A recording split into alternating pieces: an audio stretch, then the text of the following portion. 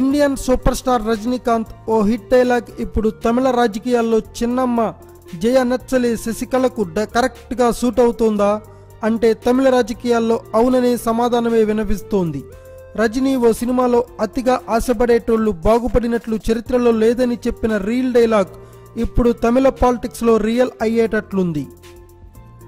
తమిళనాడు దివంగత మాజీ ముఖ్యమంత్రి జయలలిత మృతి చెందిన తర్వాత తమిళ రాజకీయాలు రోజుకో మలుపు తిరుగుతున్నాయి.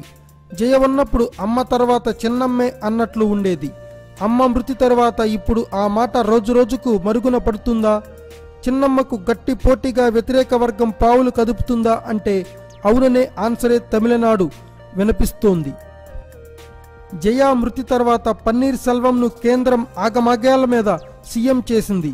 ఆ తర్వాత ఆయన మోడీని సైతం కలిసి వచ్చారు.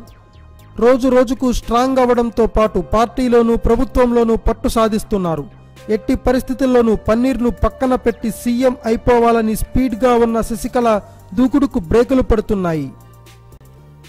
తమిళనాట అన్నాడీఎంకే నేతలు ఇప్పుడు కొత్త పల్లవి అందుకున్నారు.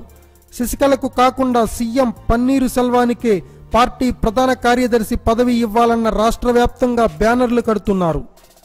నిన్నటి వరకు అందరి నోట చిన్నమ్మే అన్న మాట తప్ప మరో మాట రాలేదు. ఇప్పుడు నెమ్మదిగా పన్నీర్ సెల్వంను పార్టీ ప్రధాన కార్యదర్శిగా చేయాలని పలు జిల్లాల్లో బ్యానర్లు వెలుస్తున్నాయి.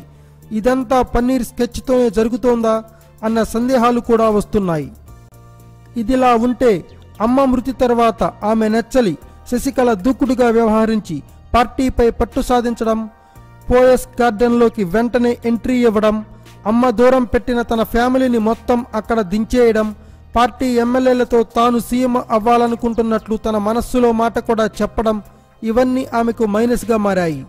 శశికళ విషయంలో రజనీకాంత్ చెప్పినట్లు అతిగా ఆశపడేటోళ్లు చరిత్రలో బాగుపడినట్లు లేదన్న డైలాగ్ ఆమెకు కరెక్ట్గా సూట్ అయ్యిందన్న టాక్ తమిళ పాలిటిక్స్లో వినిపిస్తోంది. Thanks for watching. Please subscribe our channel.